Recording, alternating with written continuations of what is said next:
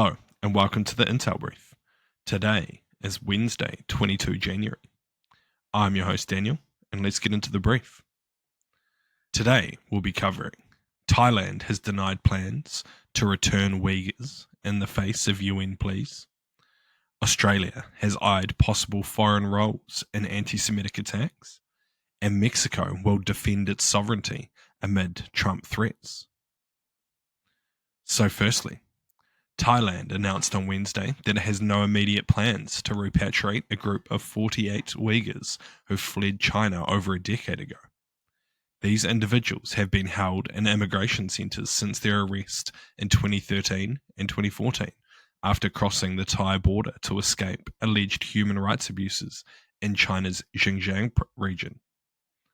The UN experts have warned that the Uyghurs could face torture if returned to China, with 23 of them reportedly suffering from serious health conditions.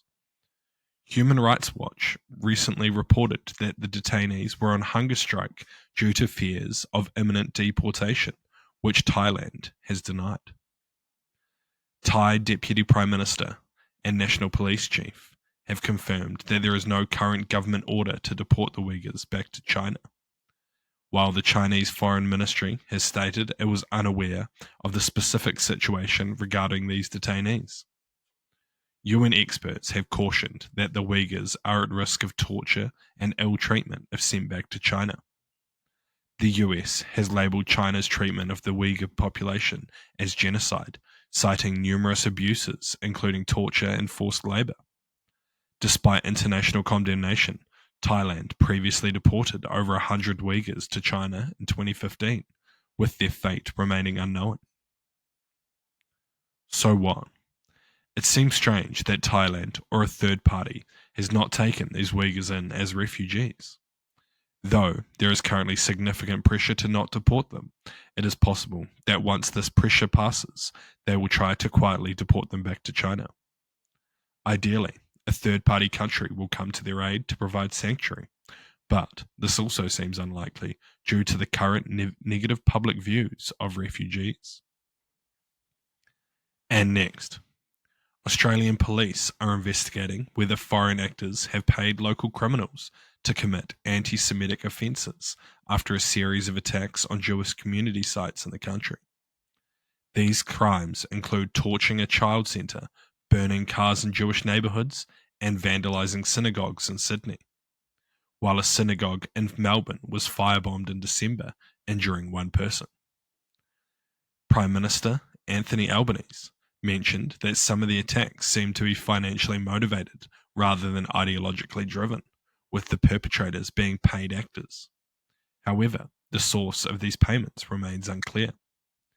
The Australian Federal Police Commissioner, Reece Kershaw, stated that the detectives are probing the possibility of overseas funding for these crimes. The investigation aims to identify who is paying the criminals, their location, and their motivation. Despite the ongoing inquiries, neither Albanese nor the police have provided details on the evidence leading to the suspicion of foreign involvement. Recently, police charged a 33-year-old man with attempting to set a Sydney synagogue on fire, and 8 others with hate crime-related offences dating back to November. So what? This would not be the first instance of foreign intelligence services using criminal groups to conduct kinetic attacks on their behalf. Specifically, Iran has previously been accused of paying criminal groups to attack Jewish sites throughout Europe over the past 12 to 18 months.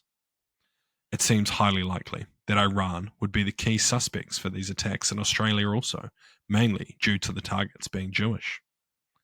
Though it is possible Australia will publicly accuse Iran of this, it is unlikely Iran will ever admit responsibility. Such is the nature of grey zone operations. This leaves Australia in the position of needing to decide their response. And lastly, the Mexican president has emphasized her commitment to defending Mexico's sovereignty and independence in response to Donald Trump's inauguration speech, where he signals his intention to halt illegal migration. She called for cooler heads to prevail in future discussions with the US, stressing the importance of referring to a signed agreement rather than speeches. She assured the Mexican people that their sovereignty and independence would always be defended. On his first day in office, Trump signed several executive orders, including sending troops to the Mexican border, increasing tariffs on Mexican imports, and designating Mexican drug cartels as terrorist organizations. He also declared illegal immigration at the US-Mexico border a national emergency. Lastly, he signed an order to rename the Gulf of Mexico to the Gulf of America, which she rebutted that the name has not changed and asserted that it remains the Gulf of Mexico. Despite these tensions, she expressed a commitment to coordinating on security and other matters with the US and revising trade terms in 2026. So what? Mexico is currently in a tricky position, as they likely don't want to have a trade war with the US, but also don't want to be seen to be pushed around by Trump. Additionally, they likely don't want to be left with tens of thousands of migrants stuck on the northern edge of their border, as this could lead to significant social unrest. However, so far, Trump has made his position very clear and has been keeping to his word, meaning that it is likely that Mexico will need to come to the table to avoid significant tariffs and large populations of individuals on their northern border.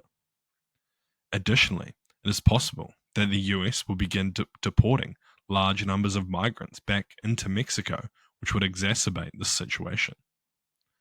All of this without speculating on what Donald Trump will do to combat the cartels, but this is something we'll keep an eye on. Thank you for tuning into the Intel Brief, your daily update on global geopolitics, brought to you by HM Intelligence. To support the show, share it with your friends and leave us a 5-star review. And if you're curious to learn more about intelligence, you can check out one of our courses in the description below. Thank you for listening.